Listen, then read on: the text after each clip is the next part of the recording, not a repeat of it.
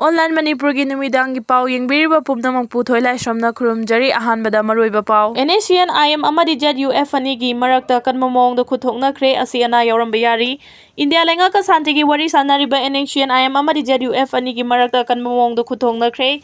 Maika Yani Dasi Ana Yaoramba Yari Heidi. Thodo Sigi Matang da Pau Chasina Fangba Paugi Sorsa Manahai. Kuthongnabagi thawdo asina maram oiraga manak nakpada laiba khunja sing mipaina duna masa masagi yumdagi hendokna dre hairi.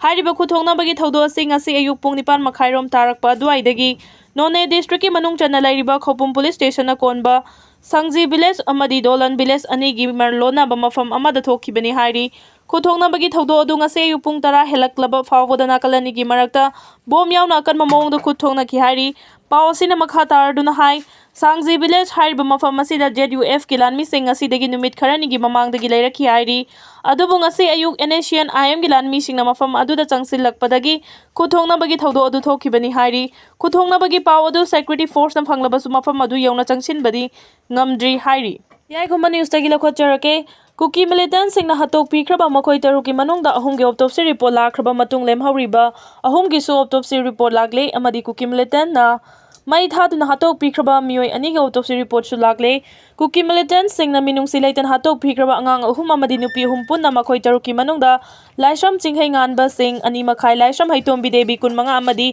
Yurembam Rani debi khumfugani pan ge autopsy report lakraba matung telem thoibi kuntra kamathoi laisham lomnganba Tenman amadi telem thasaman bidebi chahini pan autopsy report lakre haina India Today any na report tawakre telem thobi kuntra kamathoi autopsy report matung inna maha ki thabakta Nongmei maru ahum pukta maru ama panbagi dakfam leram ki ko ki sarukta kan maposak amana thombagi saru kairam ki amadi brain loss oiram ki khudang animak sathina soglam ki mit animak fibam kaina leram ki haidi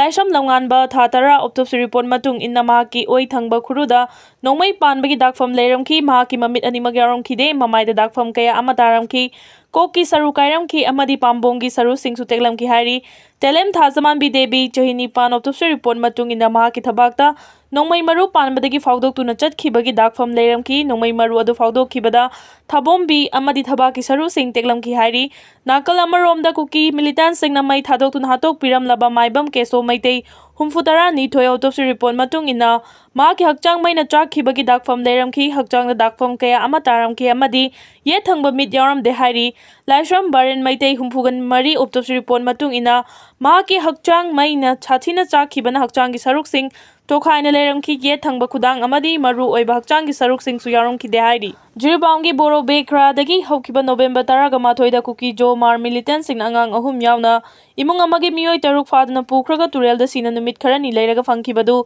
yamna tamthina on nairaba matungda hatkibani haiba autopsy report tagi khangba ngamle asi bhakchang sing adu postmortem chathaba matamda masagi mafam kaya da on naibagi sokhiba dakfam sing Nongmei na kapsen bagi makhul amadi atai miot meinai kaya chathaki haibagi kudam sing fangle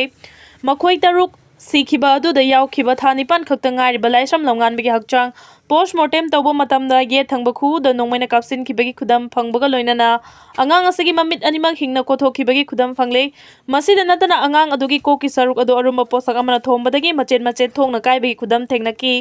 Amaramda lamnganbi mane telem thoibi kunthraga mathogi hakchang Nongmei maru ahum thabak amasung pukta panbagi mafam thengnaki ma ki makokso arumba posak amana thongkhibagi koki tumba mache thongna kaibaga loinana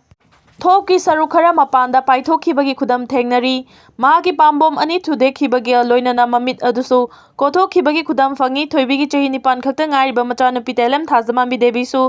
Masada Nongmei na pankibagi khudam phangba ngamle Kuki jo mar militant singna faraga hatkiba imung amagi mioi taruk adugi mathakta militant sing aduna yumai thaduna attack tawba matamda sina phangkiba nupa ani gi postmortem report su phangba ngamkhre sikhiba nupa ani adugi manungda yawba maibam keso maitei humfutara ni thoi mai na chakpadagi yamna wana sibani amadi ma ki hakchangi saru khara su thiba phangkide atopa laisham baren maitei humfuga mari gi hakchang adusu mai na ka theklaga phangkibani Kuki jo mar militant singna imung amagi mioi taruk Tina hatkibagi mayokta Manipur ki tampaki mafam sin bathongna akanba irang lakpadagi internet service thingjinduna amadi curfew chalaiduna ngasi fawba irang laksinaba khongthang laukhatuna lairi